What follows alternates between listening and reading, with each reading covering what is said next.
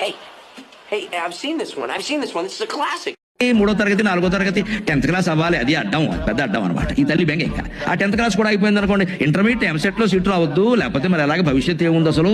అందుకే టెక్నో స్కూల్లో చేర్పించారు, 2 ఎకరాలు అమ్మేసి చేర్పించారు. ఆ ఇంటర్మీడియట్ కూడా అయిపోయి ఎంసెట్ కూడా అన్ని కోచింగ్లు కూడా అయిపోయిన తర్వాత ఇంజనీరింగ్ ఎంసెట్ అయిపోయింది కదండి, మీ వాడికి ఇంజనీరింగ్ సీట్ వచ్చింది కానీ ట్రిపుల్ రాలేదు, మధ్యలో డిడిఈ అని ఏదో వచ్చింది, ట్రిపుల్ రాలి, అది రావద్దు.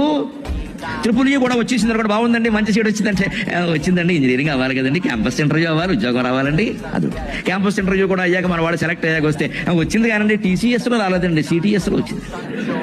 టీసీఎస్లో కూడా ఉద్యోగం వచ్చాక మనం పలకరించి ఏమమ్మా మీ వాడికి టీసీఎస్లో వచ్చింది కానండి, ప్యాకేజీ ఎంత బాగుండలేదు. ప్యాకేజీ కూడా సరే అయ్యాక మీ వాడికి 40 లక్షల ప్యాకేజీ ఏకంగా నెలకి 3 లక్షలు పైన పడిందమ్మా, బ్రహ్మాండంగా ఉంది, బాగుంది కదా. ఏమిటోనండి ఇవన్నీ వేసరికి 30 ఏళ్ళు వచ్చే మా అబ్బాయికి పెళ్ళి అవ్వట్లేదు. ఏదో మొత్తం మీద కష్టపడి ఈ గంట దగ్గర బొంతను ఒక దాన్ని తీసుకొచ్చి కట్టి పారేశాక పెళ్లి కూడా ఈ క్యాటరింగ్ పెట్టాక మనం భోజనానికి వెళ్ళి మొత్తం మీద పెళ్లి చేసేసారండి అంటే బాగుందండి, బాగుంటుంది, దంపతులు బాగుండాలి కదండి. మన కాలం అది కూడా ఇక్కడ పెళ్లినాడే సెంటిమెంట్, మన కాలం కాదండి ఏంటో.